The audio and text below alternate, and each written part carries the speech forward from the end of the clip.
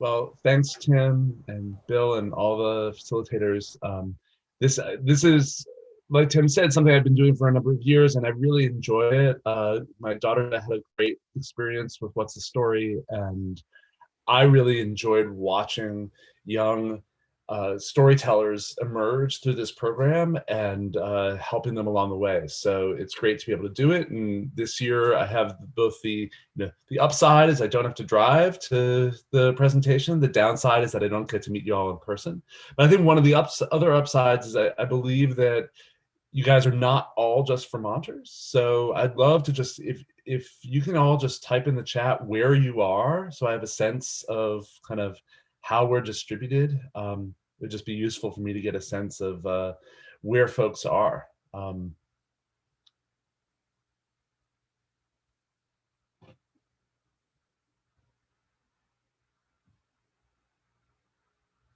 So mostly Vermonters with Connecticut. Wow, New Mexico, excellent. Great. Well, I'm in East Middlebury, just down the mountain from Tim up in Ripton. And like I said, I really enjoy doing this. I've never done this type of presentation on Zoom before. So please, Tim or anyone else, jump in if there are technical issues. I am going to be showing some videos. Hopefully that'll work. There is some opportunity for participation. So I think using the blue raise hand function, is that something you guys have been doing? I'm assuming at this point everyone knows their way around Zoom. People are doing that. If for some reason that's not working, feel free to just like unmute and say, hey, I have a question. But that's just a good way to get a little feedback so I can get a sense of what people are saying. I'll also ask you to type some things in chat, and you all know how to do that clearly. All right, so now I'm going to share screen and hope that all goes well.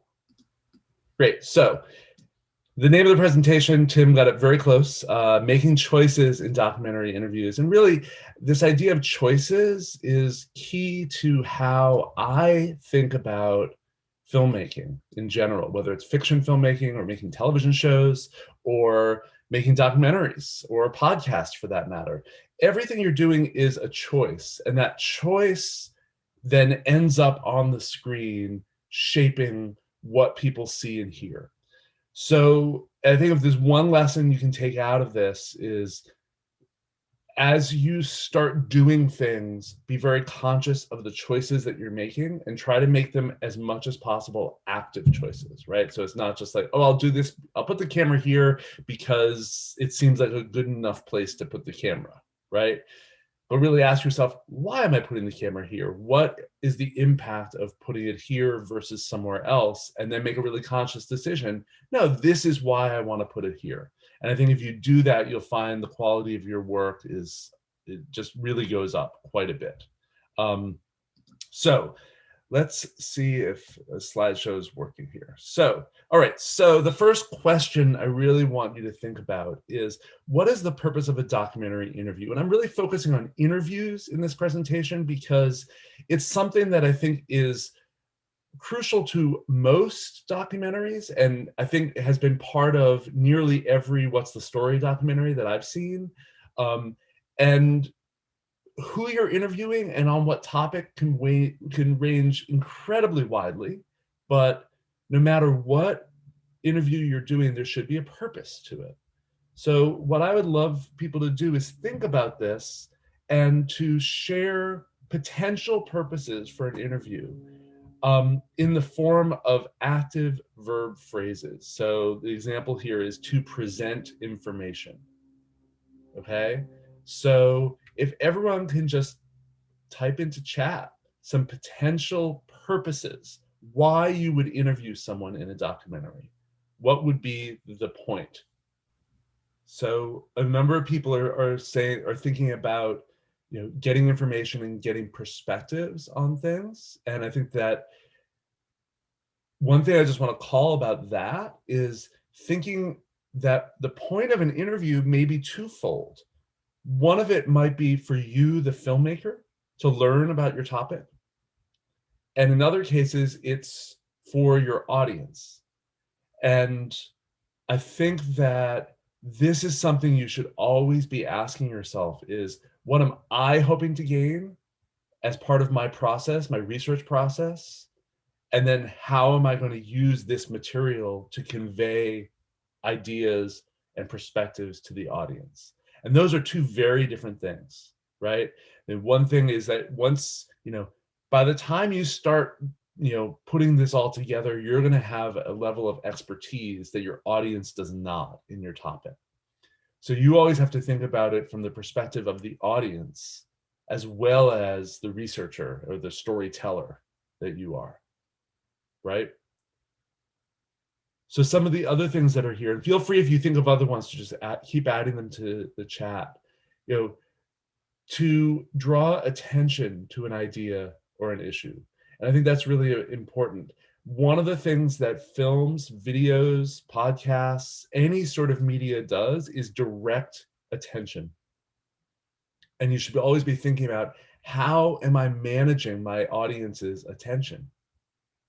And one way to do it is have an interview or an interview subject tell us something that is going to draw our attention toward it and bring us into the story, and maybe bring us into that person's specific perspective on that story. And as some of you have noted, some of those perspectives in the interviews are going to be expert perspectives, right? So you may, if you were doing a documentary about media, for instance, about how media shapes American politics, you might interview me as an expert, and I'm going to tell you information and sort of relay it in that sort of professorial voice. But if you were to be doing a profile of my little small town of East Middlebury, you could interview me and I wouldn't be an expert, I would just be a person, right? And the perspective that I would give would be very different. So you should always think about, what perspective is your individual person, your interview subject, going to bring? Hannah brought up this idea of to create an emotional connection between a viewer and content. And I think this is so important to think about.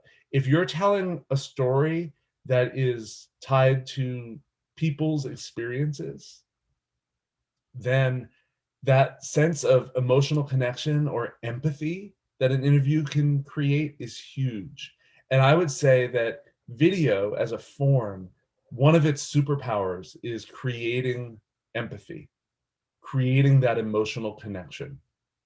And you want to leverage that and really ask yourself, where is the emotional hook to this story? And the best documentaries that come out of this program are the ones that make you feel a connection.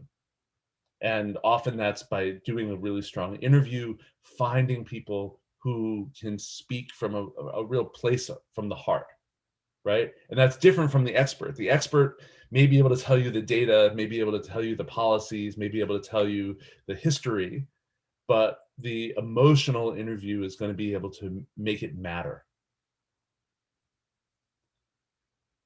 And then I think some of the other important things that people are pointing out is that part of what you're doing when you are doing interviews is you're learning about the subject.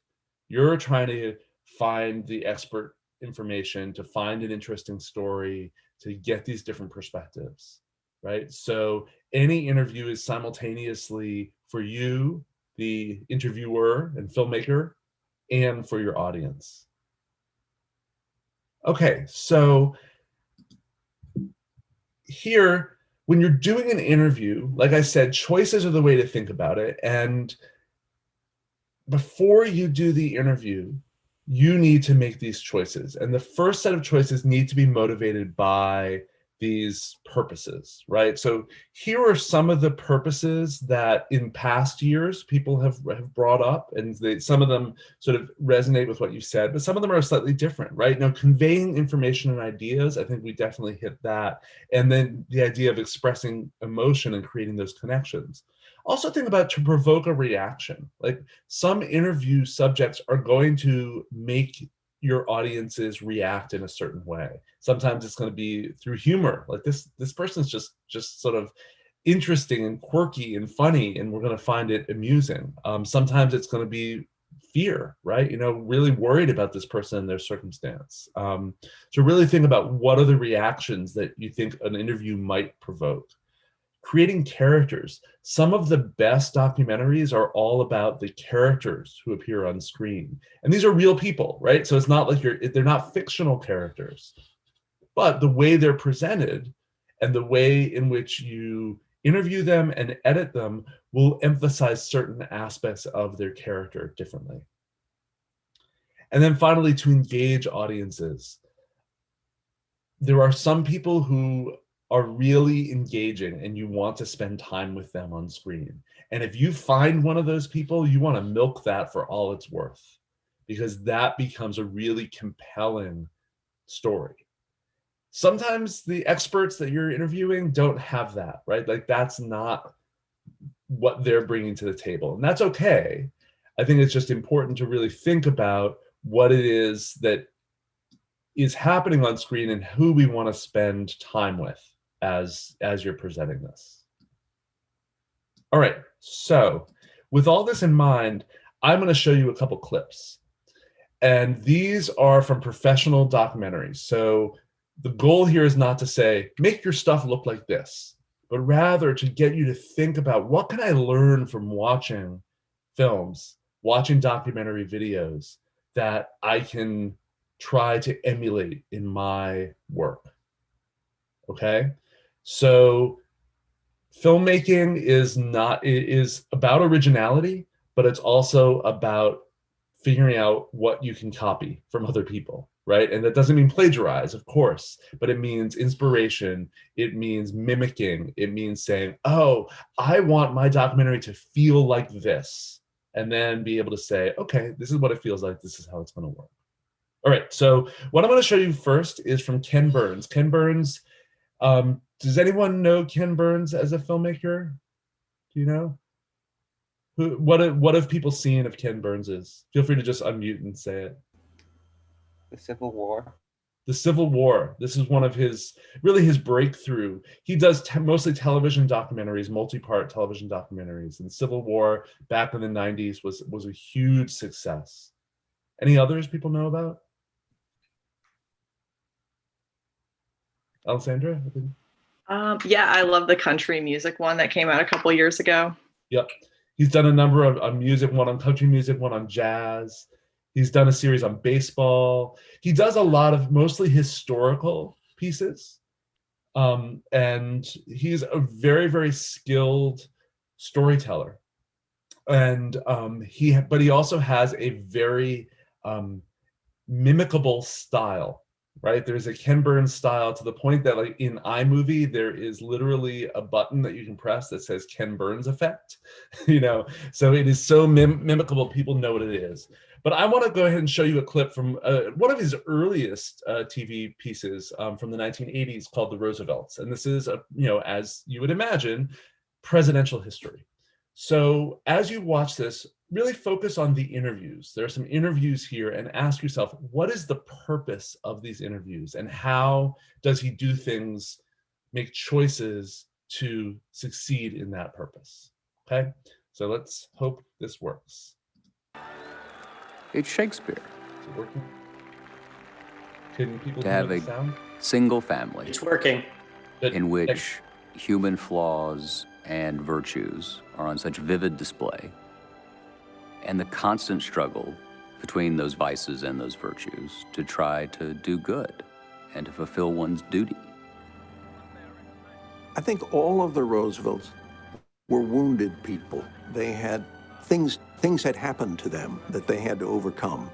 And somehow all of them learned from that people could overcome things, and that it was worthwhile trying to help people overcome things. And what's so extraordinary is to realize that they're connected by this web of ties. The fact that Franklin Roosevelt idolizes Theodore Roosevelt when he's a young man and tries to follow his path through Assistant Secretary of the Navy, through the governor, through the presidency. The fact that Franklin and Eleanor Roosevelt, who are related to one another, get married and become this couple and this extraordinary president and first lady. and the fact that Franklin Roosevelt finally is able to put into place the very goals that Theodore Roosevelt had expressed in the Bull Moose platform in 1912 that he was never able to realize that Franklin Roosevelt brought to fruition. It's an extraordinary story. The drama of it is unmatched probably in our history. Okay, so what would be the purpose of the interviews, right? There are 3 different interviews that are edited into this segment. How would you characterize the purpose in this sort of verb form? Feel free to either type it in chat or just unmute and speak to give more insight from experts. Okay, right, so these, and convey information. Right, so these are expert interviews. You know, these folks are historians, biographers, etc. And then they're specifically providing information to the audience from a position of expertise, right? And to inform, as Asa says, is the key goal here, right? So, and then to show the perspective into the Roosevelt life.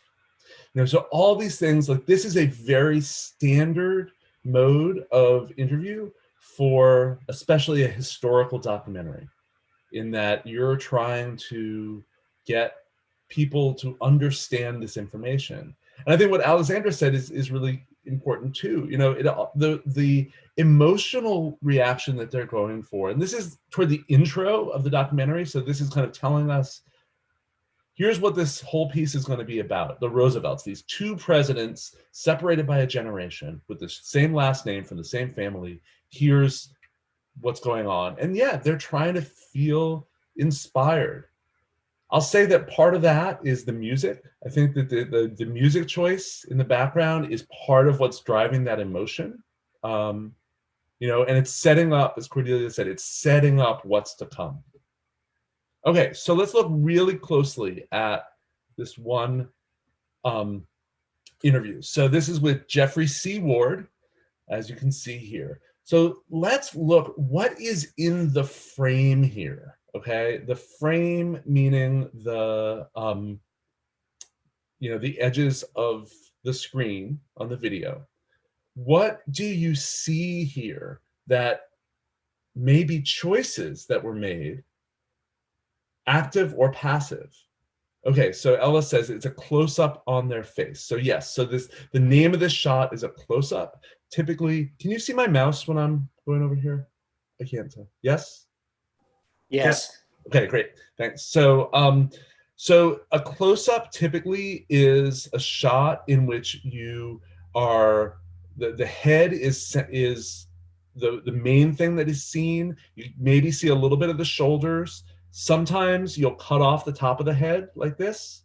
Sometimes it is, you'll see the entire head. That's called headroom, and that's a choice, okay? So yeah, so it's a close-up, and what does the close-up do? What it does is it really brings our attention into him, right? We're not focused on other things in the frame. And as, you know, Farron says, the rest of it is like black and dark. And then Mary Jane says, you know, the background is blurred. This is what is called a shallow focal length. It's a technical term, you don't need to know that. Shallow depth of field. So really the idea here is that all of our focus, all of our attention is on him. And that is a very different way of shooting than some of the other interviews we'll see, okay? So again, a number of choices that Ken Burns is making. Shallow focal length, close up, have him be right in the frame. And then like what he looks like, right? You know, someone mentions that he's wearing a jacket and tie, right? And what does that convey to you? He's an expert, you know, he's the type of person who wears a jacket and tie. And that provides this level of authority to what he's saying, that imagine if he were wearing a t-shirt, it just doesn't convey the same authority. You know, he's wearing glasses and he has a, you know, a nicely shaved beard, gray beard, right? I mean, literally gray beards are a term. It's a slang term for, you know, meaning old authority people, right? You know, so here, you know, he is literally fitting that. The lighting you can see there's a tremendous amount of lighting on his face, and the rest of the room is mostly dark with a little bit, back here you see that, it's out of focus, but there's a little bit of light there just to provide some sort of visual interest. But really the way in which the light is aimed, it's taking us totally on his face. Okay. There's also the caption here, right? That caption is helping provide his expertise. He has this term, he's a biographer. Like, that's an expert. That term just is making us understand who he is and how we are supposed to take whatever he's saying. Okay, where is he? Anyone have a sense of where he is? Oh, Asa, you're jumping the gun here. I'll get to that in a sec. Where do you think he is? It's blurry, so it's hard to tell, right? Like, compare it to my background. If you can see my background, you can see the couch, you can see the wood-paneled room. Perhaps in his study, Libby said, an office, a library, a church, someplace like that. He's not in a specific place, but it's a place that feels serious, right? It looks professional. And I think that's really key. And I do think he's in a library. I think these are bookshelves, right? I think another moment in the piece, we can see that a little bit more clearly. So again, everything in this frame helps convey his expertise and convey his authority on the topic. All right, so that's what we would call staging, everything that's in front of the camera. How about the camera itself? So Asa said this. He said that he is not centered in the shot, he's on the third. And that's totally right. This shot is following what's called the rule of thirds. Now, to be clear, this rule is not a law, it is a convention. It is a convention that says you divide the screen into thirds, and generally you want your objects of attention, the subject of the shot, to appear at one of these intersections. And usually when you're talking about a person, it's at the top, one of these top two intersections. Okay? So the reason why this has become a convention is that it creates a sort of energy and dynamic that is that reads to viewers as a normal shot, that we are focusing on what is being said rather than how the shot looks. Okay, so I'm gonna quickly just stop my sharing for a minute. And if you look at me, normally I try to, when I do this in person, I have to pretend there's a frame around me, but now there actually is a frame around me, right? So, if you go here and you look, right now I am centered, right? And this, I think it's an interesting question, is having spent so much time on Zoom and being really thrown into the deep end of a new media environment, will our conventions change with this expectation that this mode of address of staring directly into a camera centered like this feels a lot more conventional? Because traditionally, and you'll see an example of this later, it reads as kind of jarring for most interviews traditionally. But now, since we're doing it all the time, that may really change. But if you look at my frame, and I don't know if people can, maybe if you just go into speaker view so you can see me bigger, that may be useful. So here, I am now at the point of thirds, okay?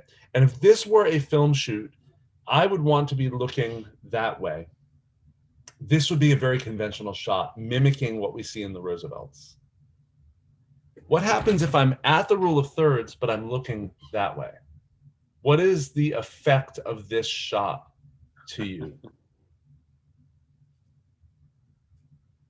What does it feel like? I look like I'm facing the wrong way. Why? I mean, why is this the right way and this is the wrong way? Like, I'm not talking to the interviewer. Yeah, there's a sense that the interviewer is filling up this blank space. We don't see the interviewer, but the expectation is that they are just on the other side of the camera that way. Because there's this more space here, right? We don't even think about it in this regard. Like, it's not a conscious thing, but unconsciously we map it as if we are sitting on the other side of the camera here. Whereas if it's like this, it feels just off. Like, literally, it just feels like, wait, there's not room for me there. It just doesn't work right, okay? Now, if we go back to,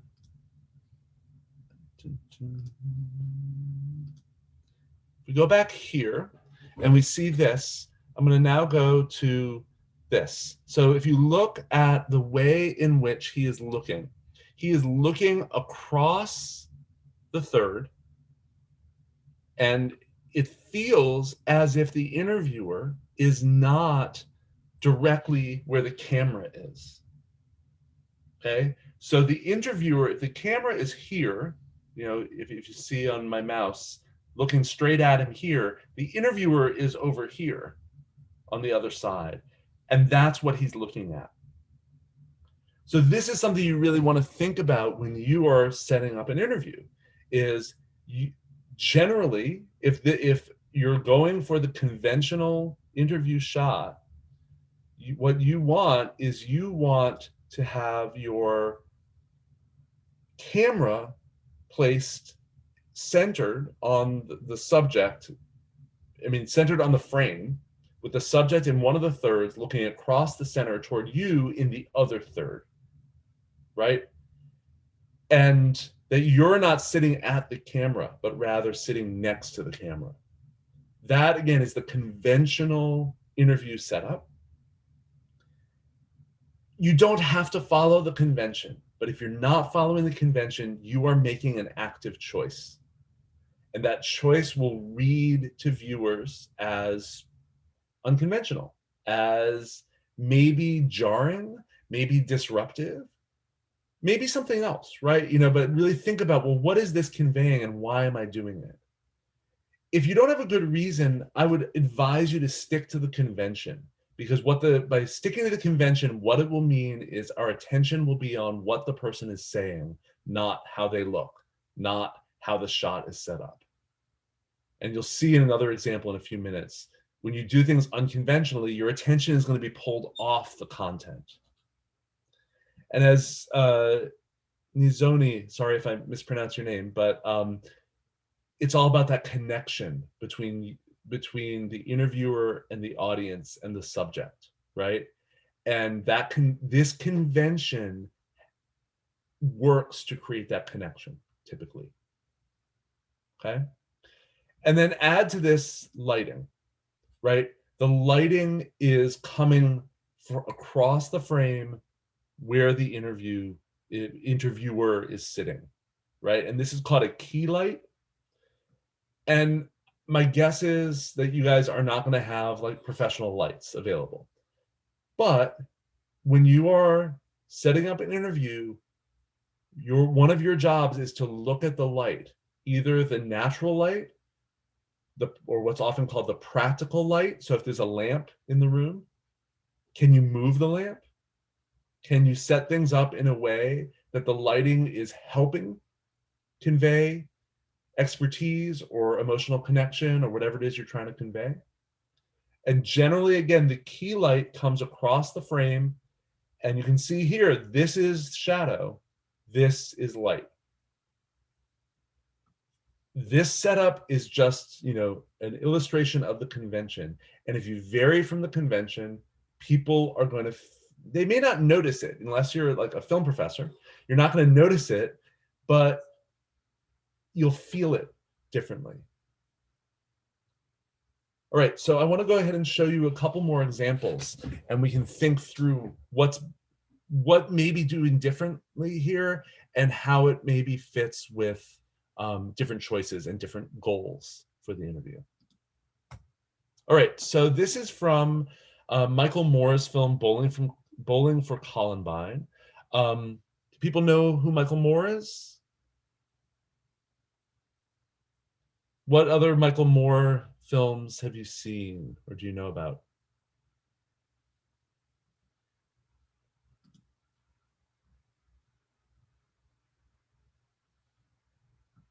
Anything? Planet of Humans, that's his most recent one. So fairly controversial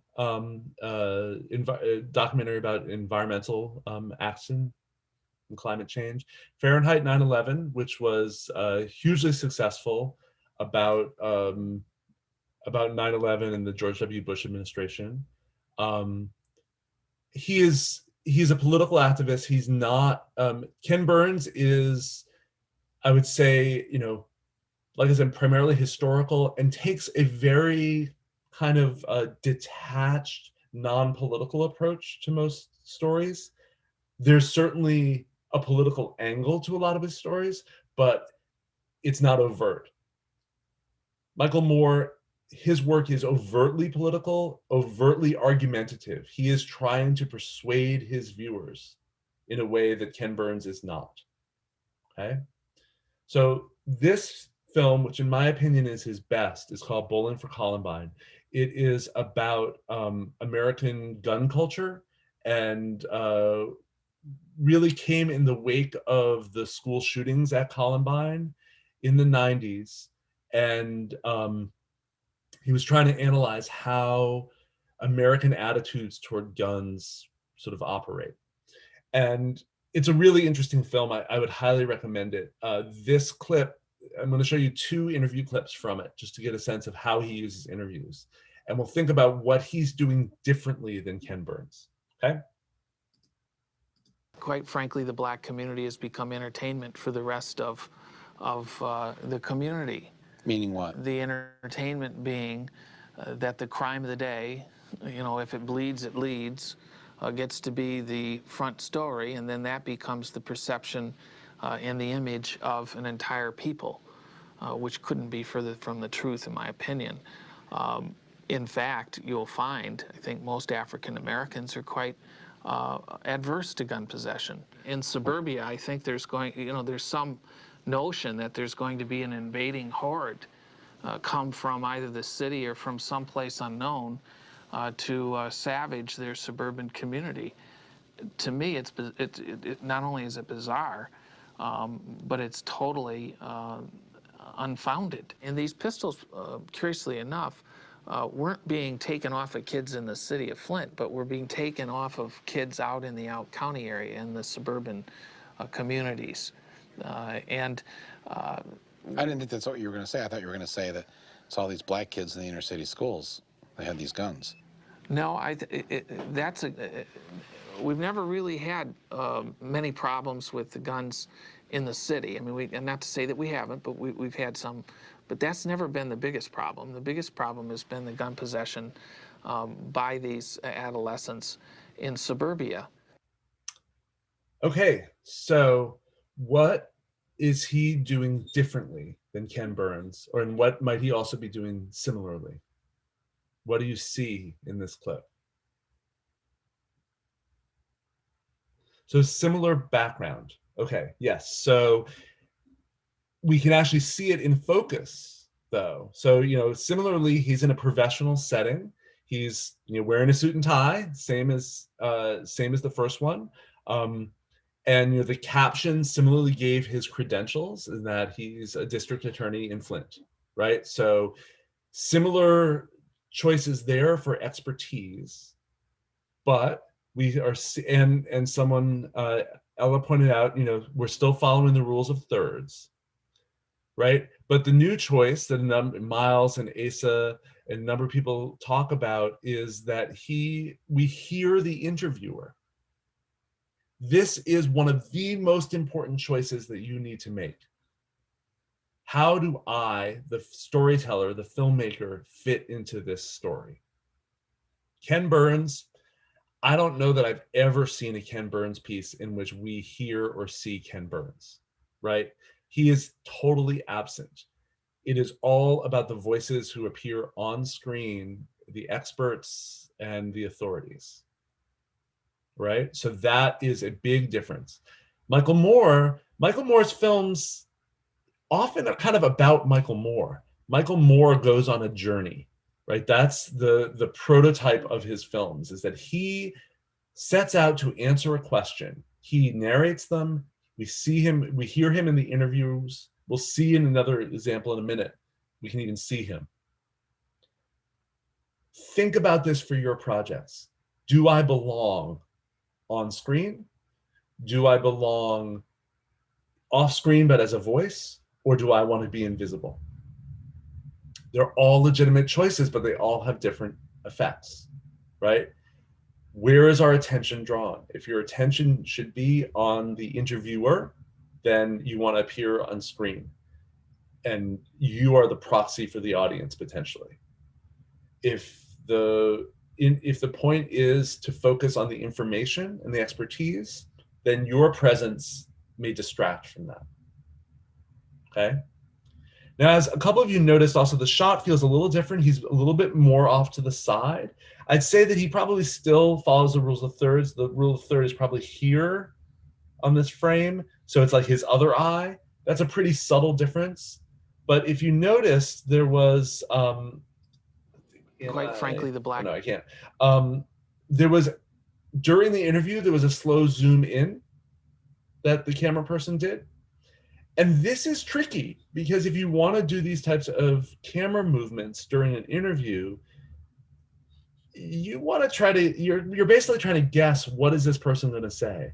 Because doing a zoom in during an interview, first thing, it may be distracting rather than reinforcing. You know, the ideal situation is that you zoom in at the moment that becomes more emotional and more personal, because it sort of helps build connection and empathy, but it's hard to predict that. And if you mess it up, then you sort of ruin the moment. So that's just something to think about. And I don't know, specifically the ability to control all those variables with the cameras that you have. I would say if you want to do that type of camera movement in an interview, practice a lot before the actual interview, so you feel really good about being able to do that. Okay. In both of these instances, we cut away from the interview with something called B-roll. B-roll is the term that documentary filmmakers use to refer to footage. In the case of Ken Burns, it's still pictures. In the case of Michael Moore, it's either video or clips from films that is kind of filler that allows you to get something different than the visuals. This type of interview is a talking head, and talking heads get boring after a while, right? So you always want to be thinking about, what is the B-roll that I can use that will help underscore and reinforce the interview. So if it's a character piece, you may want to get B-roll of the person doing things, whatever they're doing. If it's in a profile of a farmer, get some shots of someone farming, right? And that is useful B-roll. If it is an expert like these, get shots of the topic of the expertise. So he here is talking about the sort of imagined assumption that African Americans are going to swarm the suburbs. So what he uses here for the B-roll is news footage of gated communities and clips of sort of racist film. Birth of a Nation is clipped there, right? So like they're using things that reinforce the ideas that the interviewer is saying, but are not distracting from the point. Okay, so that's the sort of balance you have to strike. I want to show you another clip from Bowling for Columbine just because it makes another choice. This is another interview. I just love these boulevards down here, though. Yeah. You don't get this in most of LA. How come whenever They're I'm all out here, gone. though, I turn on the 11 o'clock news and, I hear, tonight in South Central, Right. drive-by shooting, or tonight in South Central, Yeah. this, that, or whatever. Right. They're not making that up, are they? No, they're not making it up, but they're choosing what they're covering. If you turn on TV, on the news, Yeah. what are you going to hear about? Dangerous black guys, right? Mm-hmm. Unnamed black guy who, accused of some crime, or Right. you're going to see pictures of black guys doing bad things and hearing stories about black guys doing bad things. And we've heard this our whole lives. So just I want to freeze on this shot here. So this is a totally different interview setup, right? So what is the impact of this? This is what's called a two-shot. It's a medium shot. We can see from the belt up, the full, we see two people in the frame. It's a moving shot, not the stationary indoor shot. It's outdoors, right? Totally different interview setup. What's the impact for this choice on you, the viewer? How does it change your idea? So Mary Jane says that, it gives you a personal feeling, but it's a little harder to focus. I think this is dead on. Like your attention is not as laser pointed on the expert, but it brings you into the scene. It feels like you're walking with them. Other thoughts on what the different effect of this is?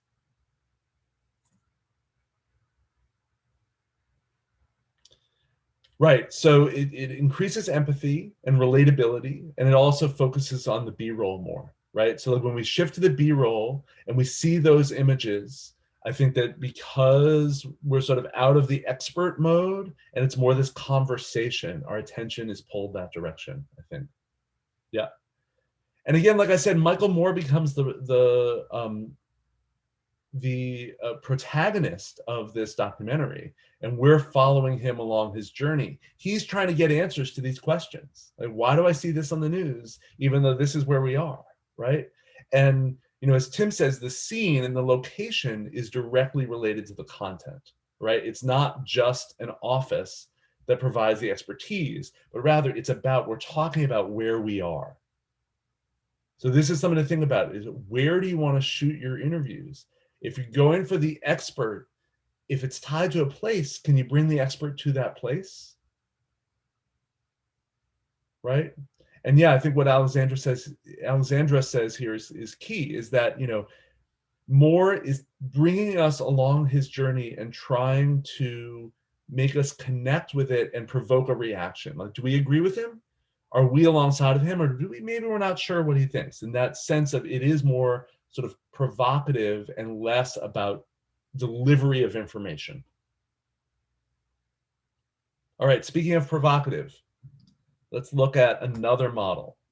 So Errol Morris is another acclaimed documentary filmmaker. Has anyone heard of Errol Morris and know his work?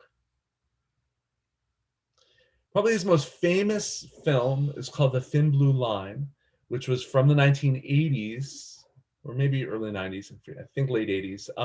And it was about a murder that basically the documentary was trying to prove that the wrong person was convicted. And it ended up, the documentary came out and he was able to appeal the case and get out of jail. So it's very much about kind of criminal justice issues. And since then, Morris has been a very, very successful documentary filmmaker. He's done really great work. The Fog of War is about Vietnam. He has a really interesting series, a Netflix series called Wormwood, I think it's called. So I highly recommend him. This is from a TV series he had in the late 90s, early 2000s, maybe? Or no, it's early 2000s, yeah. Called First Person, in which each episode he would just interview a different person. And it was really about just like these interesting people that he was talking to and how their stories are being told. Morris is known as a real innovative documentarian in terms of the ways in which he shoots an interview. So as you watch, think about the choices he's making and the effect of them on you, the viewer. wasn't exactly a nervous breakdown, but it wasn't stable behavior either. I took advantage of whatever laws letting me get access to my high school permanent record. I found out my actual IQ scores. They were about 150. I wanted to do the most interesting thing, which is think about the structure of the world, like an Einstein would do. I didn't think IQ 150 was adequate for doing that. So you just saw the score of 150 and just decided that wasn't good enough? That's not world-shakingly smart. That's smartest person at your high school smart. And that's what scared me about Harvard, because I'd be going to school with a bunch of people who all had IQs of 150. So I decided to re-educate myself as a not-so-smart person. I took as my model of behavior and appearance Barbarino from Welcome Back, Kotter. So I started lifting weights, started talking like this, and tried to get my hair all poofy and Travolta-like and just walking. But this is Boulder, which is a small town. Everybody had grown up with me. Nobody was buying it. Okay, so what choices are made here that are different? Obviously, if you're watching, you saw a lot of different things. What's the effect? What are the choices and what's the impact of them?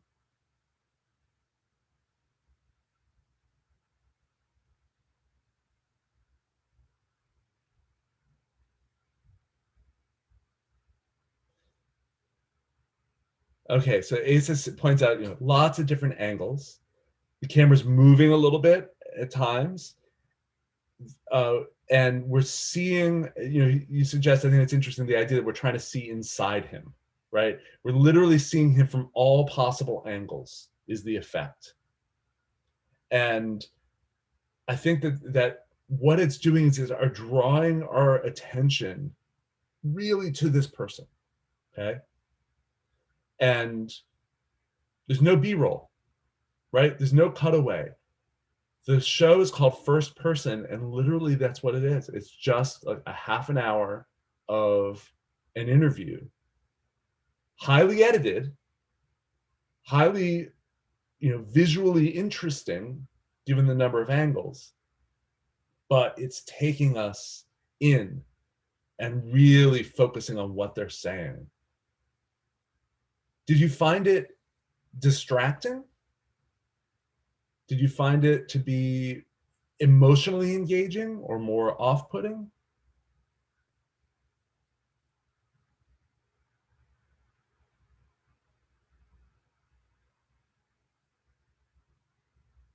What do people think? And feel free to unmute and talk if you want. Hannah found it off-putting.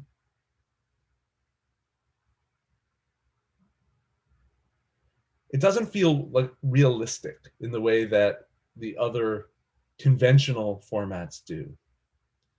It was distracting the way that it's cutting, but for Ruth, it made the film more interesting, right? It sort of made you pay attention. I think it's going to have different effects on different people. And again, like Morris's goal is to create a character. Like he's interested in the characterization of this person. He's not interested, they're not an expert. It's all about him. It's it's an autobiographical story, right? So, and yeah, I think Eric's point is great. It matches the personality. He's talking about like changing his persona, and this sort of fits with the way the camera is moving and editing, right? Now, a couple of you noted that the basic framing is not rule of thirds, right? This, I mean, again, this feels pretty conventional. This is Zoom. Like you're looking right into the camera, you're centered. Now, traditionally in a documentary, this is aggressive. It's off-putting. It feels like, oh, there's something happening here that I need to engage with. It's not a sort of passive relay of information. And if you shoot this way, you should just know that you're making a choice that may feel a little different. Now, I don't know how you're going to do it in the COVID era.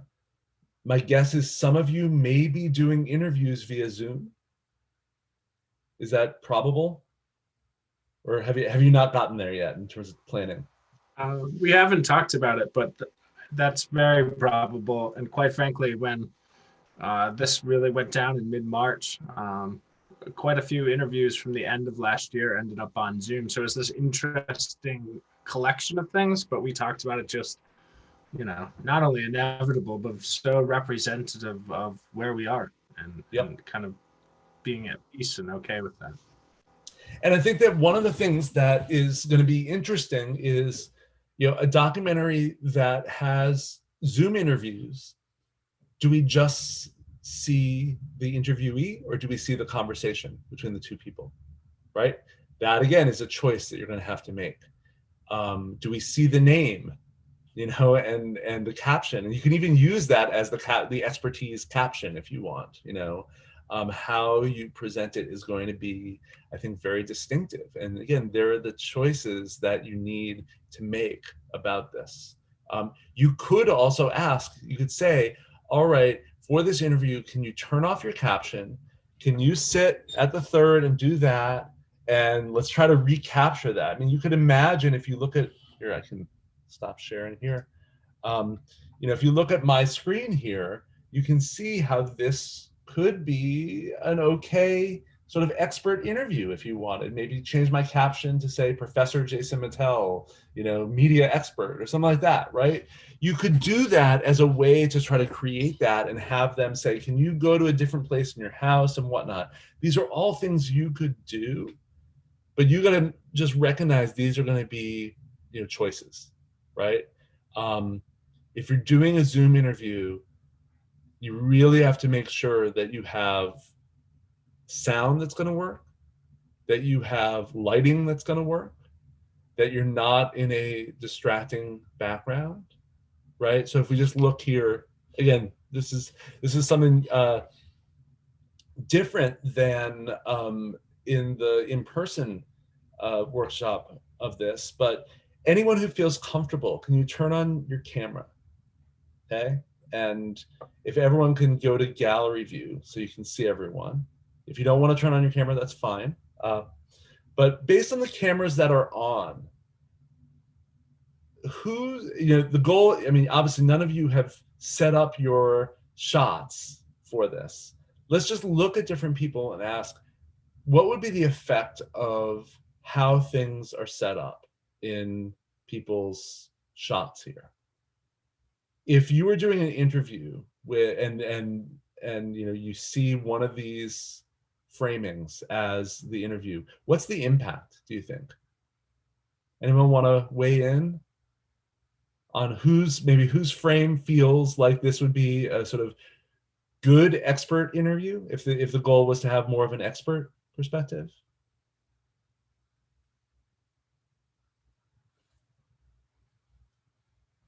Anyone see any good experts? Or things that you might change or ask people to change?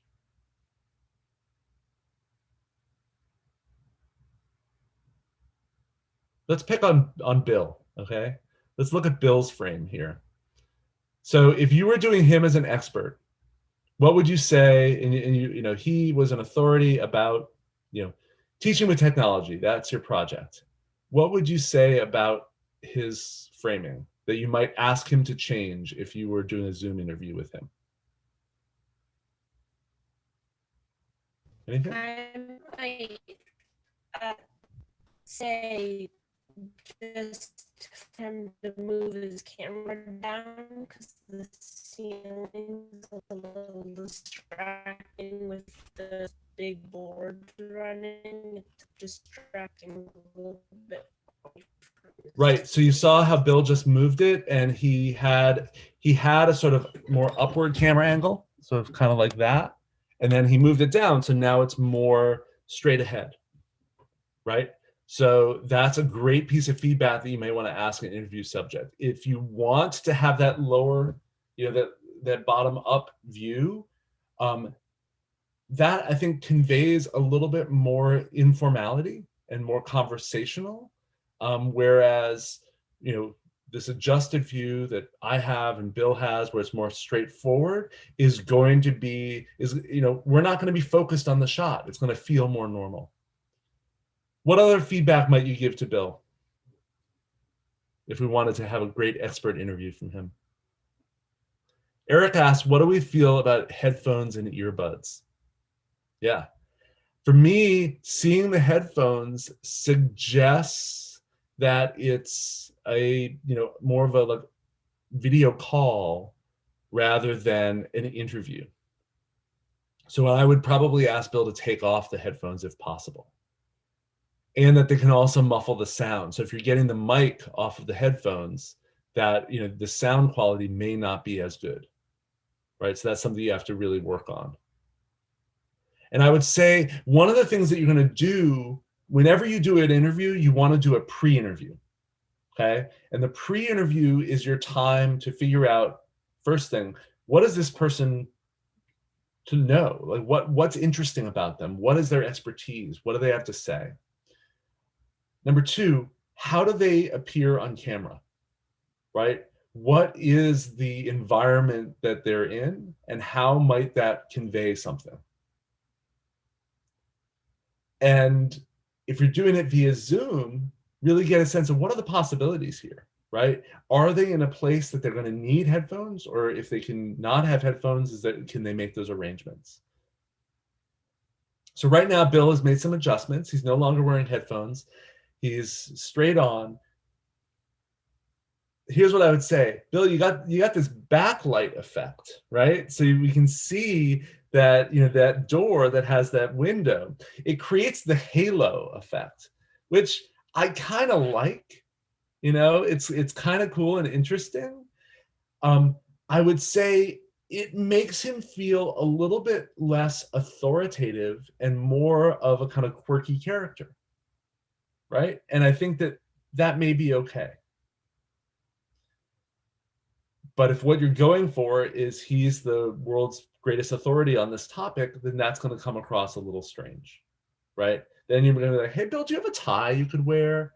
And then we could, maybe do that. And I think it's totally fair if you're doing an interview, especially if it's a Zoom interview in the person's home, you can say, is it possible for you to, to change your outfit a little bit because that's distracting, or we really want to get a sense of your expertise, and I know you're at home, but like if I were interviewing you in your office dressed like that, right? That's a reasonable thing to ask.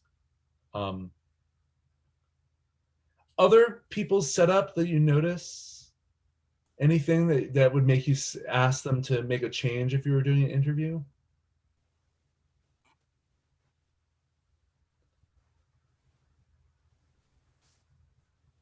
What do we think of Hannah's setup? She's sitting outside, right? What is the effect of sitting outside versus inside on an interview, do you think? What does it convey to the viewer?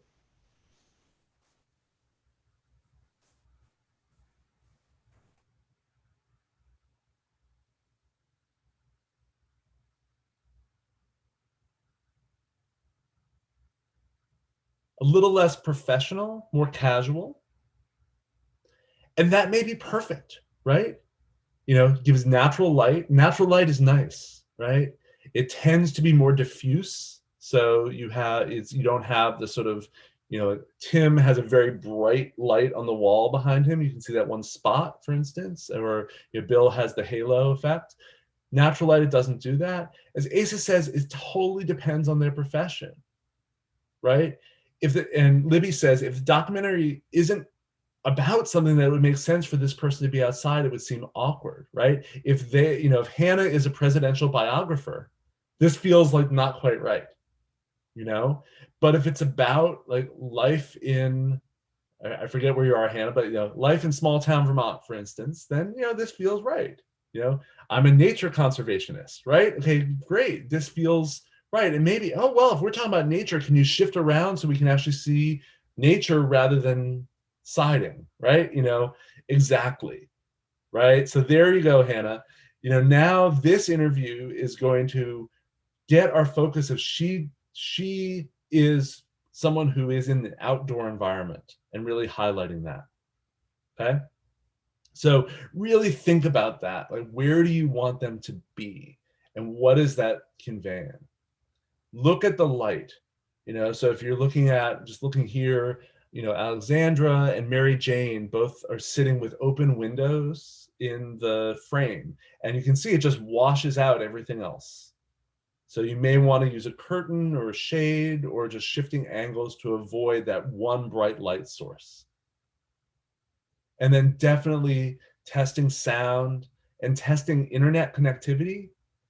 I would say that if you are doing remote interviews, you can ask the person to record it on their end as well. And that may be a better recording than when you get over your internet connection. Especially, many of us here in Vermont and probably some of the other places people are, internet connectivity is dodgy and unreliable. So you don't want to have the amazing interview on content in which the person is breaking up every 5 words. So trying to make choices that are going to work in this regard. So do a pre-interview and record that pre-interview and then watch it and ask yourself, is this working? Bounce it off of your mentor and say, do you think this is working? What do you think needs to be changed? Are there things that we can do to make this better? Jason, I just want to help underscore that point of the importance of that pre-interview. In 7 years, our most successful groups have really diligently taken that step to best know who they're going to talk to and why. And so often, we'll just jump into an interview because we feel so grateful that we have one, or that someone's going to spend their time, and we don't want to waste more of their time. And we have this kind of guilt complex to just rush through it. But I think anybody who is going to be recorded would very much appreciate the best recording of them and their story to share. And thinking so critically about a pre-interview just gives you the space and intentionality to do that. 100%. And I'll say, especially if you're talking to some, expert, if you say, can we do a pre-interview? They're probably going to say, oh, okay, this person's a little bit more professional than I thought, right? It's not just like, oh, some random high schooler. It's someone who has thought about this and really wants to approach this more productively. And so I think that that's definitely a good thing to ask. And making some really conscious decisions and being upfront with them about it and saying, okay, so in this piece, I really want you to convey information about these topics, right? That's my goal for this interview. And telling them that is really useful. I mean, I can say I've been interviewed for documentary pieces as an expert, and it's good to know what do they want, right? What do they want from me? Because a lot of people like to talk about lots of different things, right? So being able to say, this is really the priority. And it's good to know up front, and really having that established and overt is important. And then thinking about, again, if you're doing a remote interview, what type of B-roll is going to be appropriate? Can you get the person to have some footage of themselves? Or is it a case of you need to go to where they are and following proper protocols, be able to get some footage of them doing whatever it is that they're doing in terms of that? And really then asking yourself about, how does this fit with you, the interviewer? Do you want to appear on screen? If it's remote in Zoom, do you want your window recorded as well? Do you want to have your voice here? An important thing, if you decide, I don't want my voice, a good thing to say in the pre-interview as you set it up is say, okay, my voice is not going to be in it, so I'm going to ask you questions. And those questions, please don't answer them as if I just asked you that question, but rather say something that conveys the answer, right? So if someone, if there's an interview and I'm interviewing Tim, and I say, okay, Tim, do you like teaching on Zoom? And if his answer is, yeah, I like it, I can't use that footage unless my question is there. But if I've told him, please answer it as if I'm not asking, and I say, Tim, do you like teaching on Zoom? Then Tim's answer would be, Tim? Oh, I don't like teaching on Zoom. Yeah, it's a loaded question. I know. Yeah.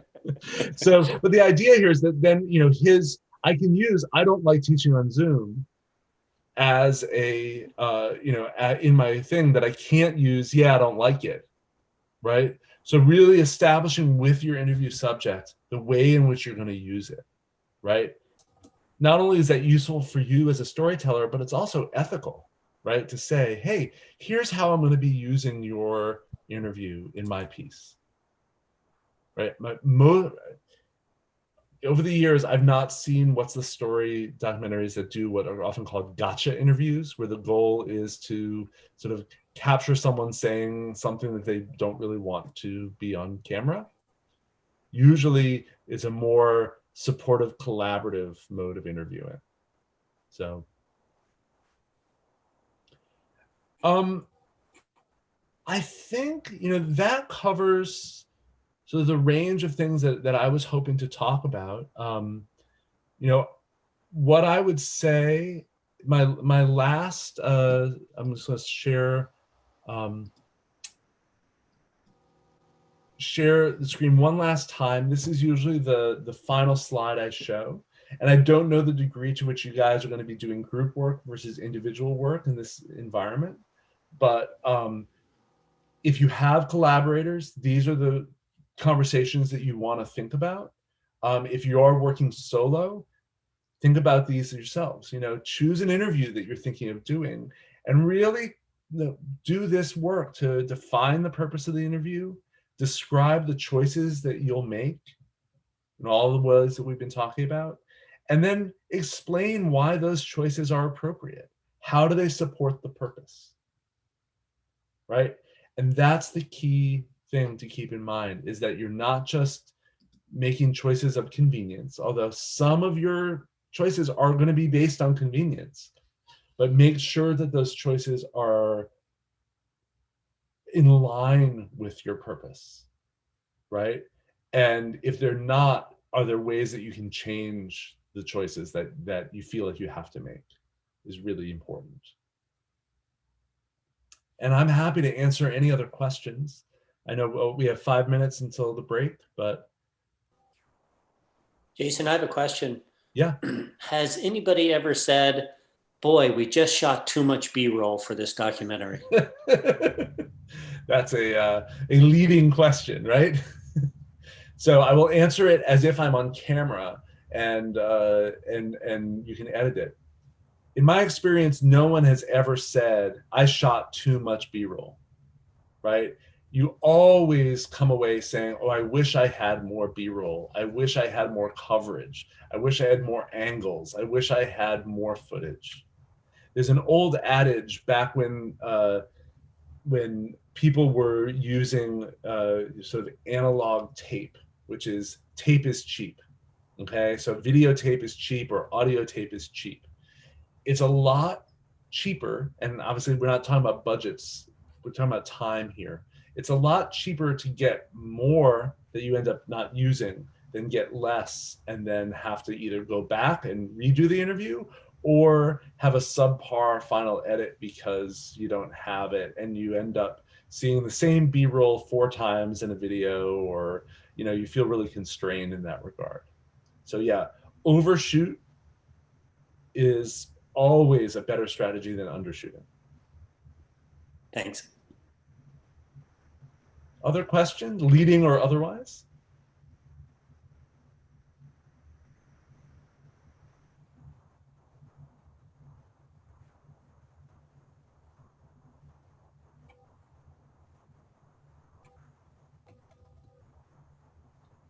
Now, I'm really curious to see how these projects turn out, right? Because this is atypical in a lot of ways. And but I think that one of the things I found with my students is that having constraints and not being able to do some of the things that you plan to do can lead to really interesting creative outcomes, right? So saying, all right, if I could do anything, it would be this, but because I can't do that, what can I do within these constraints that feels right and feels original, and make those choices? Eric, I see your hand is up. Yeah, I'm curious if you know of any kind of documentary films that have been kind of made in this kind of COVID time that you would recommend students watch to kind of get a sense of, you know, how experts or professionals are creating films given the restrictions that we have. It's a great question. I haven't really been monitoring that. I've been seeing some like fiction shooting that's in place, and like some TV is back in production and sort of making scripted television, and they have huge budgets and huge safety protocols and things like that to allow them to do things. And you guys don't. So don't use that as the model. In terms of more documentaries, I haven't. I would say look at the news. Newscasters are doing this on a daily basis. They never stopped producing. So you'll see, like if you've been watching any of the election coverage, you'll often see the expert interviews that they're bringing in aren't in the studio, but rather in their homes. And, they're being connected by teleconference. And I've seen examples where I'm like, wow, they really should have changed their background. That's like not a very good angle or things like that. But that's what I've seen. But certainly I'm sure you can find examples that are out there. I think another thing that is really growing in prominence is kind of the YouTube aesthetic. The sort of vlogger talking to the camera and cutting in other things, and that model is becoming more and more prominent. And that's easier to do in the COVID era. It's more individualistic. It's less shooting out in the field. So I think that those projects have kept on going. But yeah, I'll look around and I'll ask a couple colleagues if they have any examples of things that feel more like the what's the story model of sort of exploring an issue documentary that were shot in this vein. I can think of some like news journal shows like 60 Minutes. Again, obviously budgets that exist and are much larger, but they'll do both, like all like the aesthetic of looking at the screen and the those zoom frames, but they'll have other cameras in the room, so you get a sense of like the interviewer and interviewee are connected through a computer. But you have this other camera, and of course they have somebody who can go to that location and set up a camera and that shot. And we don't really have all of those folks working for us. So right, it's really interesting to see that. And one thing you certainly could do is if you're doing a Zoom interview, and this especially I think is true if you have, it's less like the expert just sort of telling you information, and it's more about a character. I asked them, hey, can you take your phone and set it up in video mode and place it in a way that it's showing you talking to the screen, right? And ask them to shoot that. And then maybe that will be useful. It may be totally useless and it comes back and you're like, oh, this is really not very good or whatnot. But it might be useful if they can just do that. It's a very low tech way to get some B-roll or get another angle to work with, but it's worth trying, I'd say, especially again, if the interview subject is really central as a character to your piece. Hey, Jason, thank you so much. Not only for today, but your continued, as you reminded us, 5-year commitment to coming back to us each year. Well, I hope I can keep doing it. I hope things can keep going with this program. It's a great program. As always, feel free to reach out to me if you have specific questions. I'm happy to just help out however I can. Tim knows how to reach me, and or you can go to Middlebury College's website and find me very easily. And yeah, I'm happy to help out however I can. Good luck with everyone. Stay safe, stay healthy, and and take care.